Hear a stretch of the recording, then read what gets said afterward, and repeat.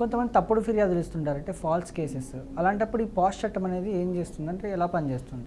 ఒకవేళ కనుక కంప్లైనెంట్ ఎవరైతే కంప్లైంట్ చేస్తున్నారో ఆ అమ్మాయి కనుక ఎవరి మీద పగబట్టి కోపంతోనో గ్రడ్జ్తోనో ఏదో విధంగా పగ తీసుకోవడానికి ఒకవేళ కంప్లైంట్ పెడితే, ఒకవేళ ఎవిడెన్స్ అంతా కూడా అబద్ధాలు అని ఇట్లా తెలిసినప్పుడు మాత్రం వాళ్ళని సస్పెండ్ అయినా చేయొచ్చు, లేకపోతే వార్నింగ్ ఇచ్చైనా ఇంకోసారి రిపీట్ చేయొద్దని కూడా చెప్పారు.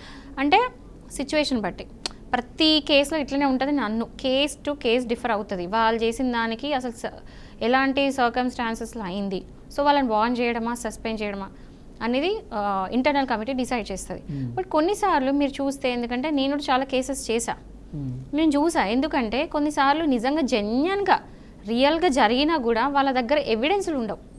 ఇలా జరిగింది అలా కొన్నిసార్లు ఏం చేస్తుంది తెలుసా, సీసీటీవీ కెమెరా లేని ప్లేస్లో హెరాస్మెంట్ జరగవచ్చు, ఎవ్వరు లేని ప్లేస్లో హెరాస్మెంట్ జరగవచ్చు. సో కావాలని చేస్తే అది ఆ అమ్మాయి ఎక్కడి నుంచి ప్రూవ్ చేస్తుంది? ఆమె దగ్గర ఏం ప్రూఫ్స్ కూడా ఉంటాయి కదా. సో నిజంగా అలాంటి జరిగినా కూడా ఎవిడెన్స్ లేకుండా కూడా కొన్ని కేసెస్ క్లోజ్ చేయడం జరుగుతుంది.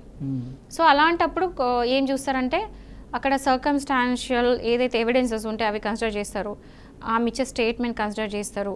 కంప్లీట్గా ప్రూఫ్తోనే పోరు, నిజంగా జరిగిందా లేదా అని వెరిఫై చేసుకుంటారు. దానికి కొన్ని టెక్నిక్స్ ఉంటాయి, అవి నేను టీవీలో చెప్పడం కరెక్ట్ కాదు. ఎందుకంటే నేను చెప్పే టెక్నిక్స్ మిస్యూజ్ అయ్యే అవకాశాలు ఎక్కువ ఉన్నాయి కాబట్టి నేను ఈ టీవీ ముందు చెప్పదలుచుకోలేదు. బట్ ఆ టెక్నిక్స్తో మాత్రం అవి రియల్గా వాళ్ళు అలిగేషన్స్ పెట్టారా లేదా అని మాత్రం కమిటీకి అర్థమవుతుంది.